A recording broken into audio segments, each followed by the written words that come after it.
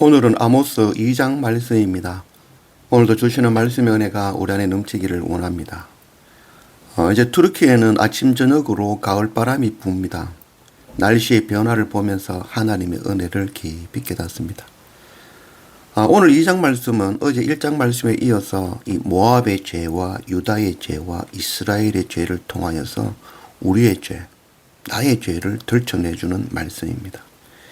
이 아모스는 하나님께서 미워하시는 그 죄가 무엇이냐 하는 것을 구체적으로 가르쳐주는 말씀입니다. 그리고 주님의 백성이 이 세상을 어떻게 살아야 되는 것이 하나님의 뜻인지 가장 분명한 해답을 제시하고 있는 말씀입니다. 하나님의 말씀은 영원히 살아있는 말씀이죠. 과거나 오늘이나 미래나 동일한 말씀입니다.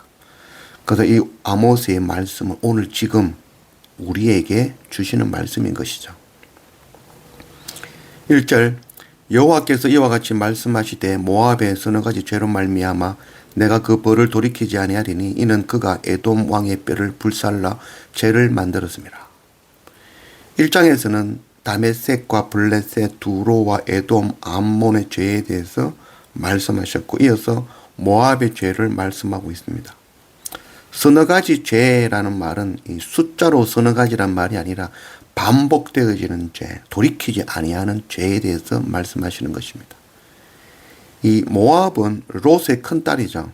그래서 아버지로부터 낳은 아들의 후손.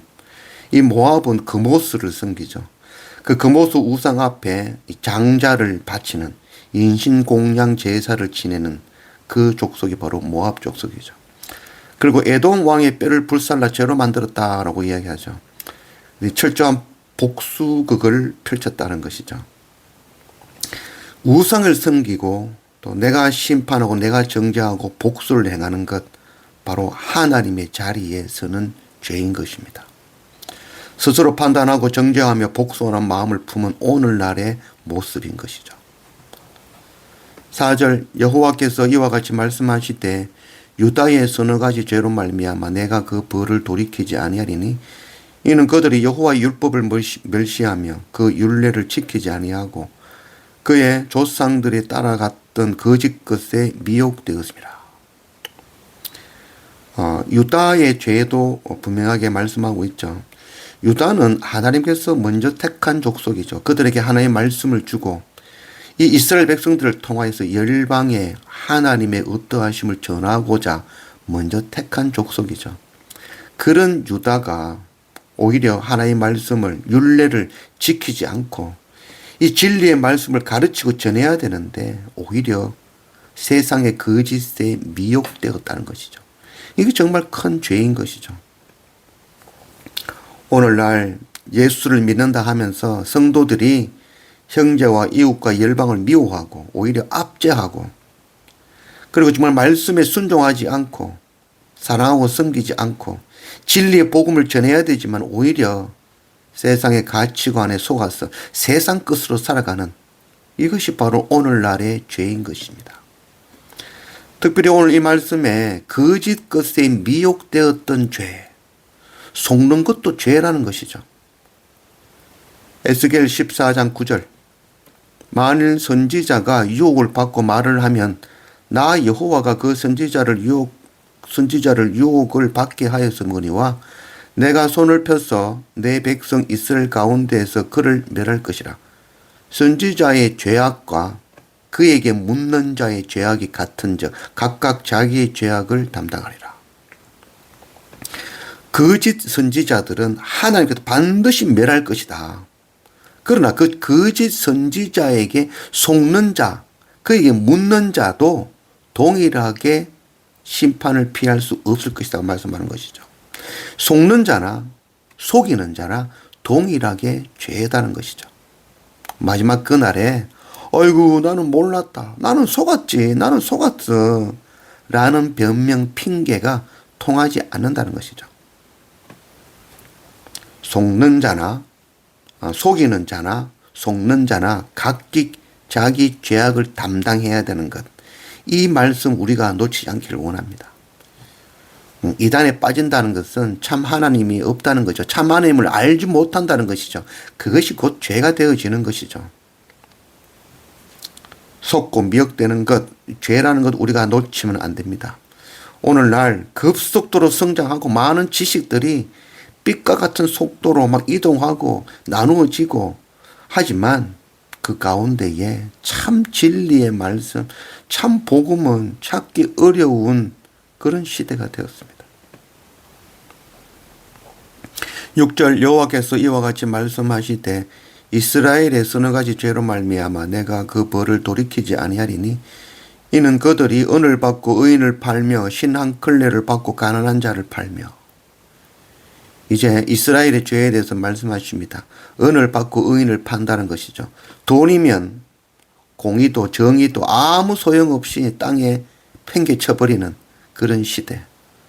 사람의 목숨이 신 한 클레 값만도 못한 그런 시대. 바로 오늘날의 시대인 것이죠. 7절 힘없는 자의 머리를 티끌 먼지 속에 발로 밟고 연약한 자의 길을 굽게 하며 아버지와 아들이 한 젊은 여인에게 다녀서 내 거룩한 이름을 더럽히며. 계속해서 이스라엘의 죄입니다. 가진 자는 더 가지려고 하고 연약한 자 힘없는 자의 그 머리털에 있는 그 작은 것까지도 빼앗고자 그를 밟는다는 것이죠. 참 악한 시대인 것이죠. 또한 힘없는 약한 자를 약탈하고 성적인 타락의 시대, 오늘날의 시대인 것이죠. 8절 모든 제단 옆에서 전당 잡은 옷 위에 누우며 그들의 신전에서 벌금으로 얻은 포도주를 마시리라. 저당 잡은 옷은 이 겉옷이죠. 이 겉옷은 밤에 돌려줘야 되죠. 왜냐하면 이 이스라엘 지방의 밤은 춥죠. 그래서 겉옷이 곧 이들의 이불이 되어지는 것이죠. 근데 저당 잡은 겉옷을 가지고 돌려주지 않고 그 위에 앉으며 어디에서 앉아 누웠다고요?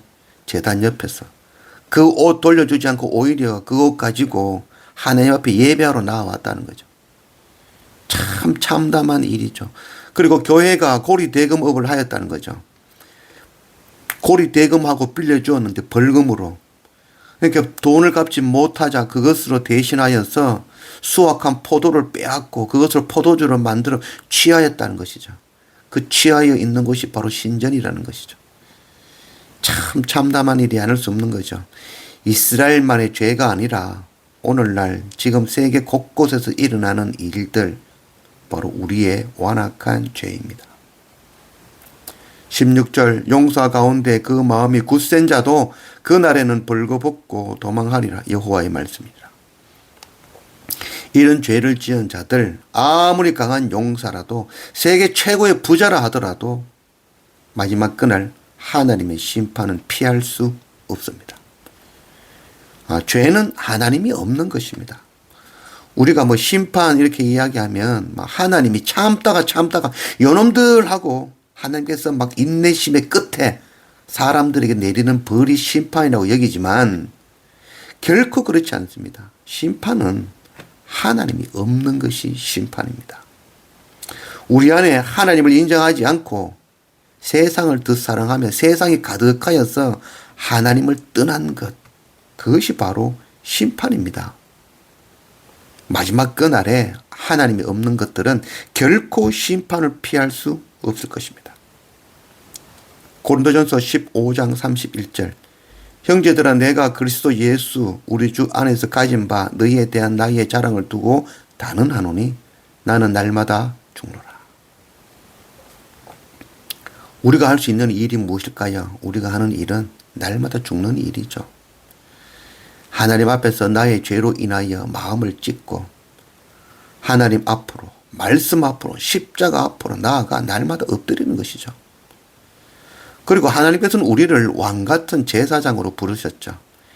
이 왕같은 제사장, 이 제사장은 자기의 죄뿐만 아니라 열방의 죄, 형제들의 죄, 그 죄를 나의 죄로 여기고 그거 안고 하나님 앞에 십자가 앞에 나아가 엎드리는 자가 바로 제사장인 것이죠. 우리가 이 제사장의 사명 감당하기를 원합니다.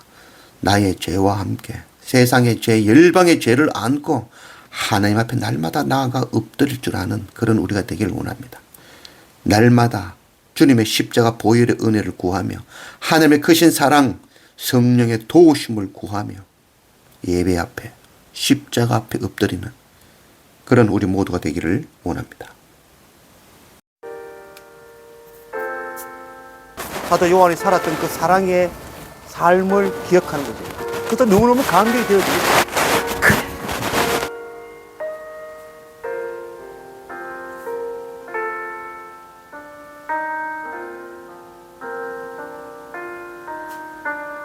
내가 죽도록 충성하라. 그리하면 내가 생명의 관을 내게 주리라. 비 있는 자는 성령이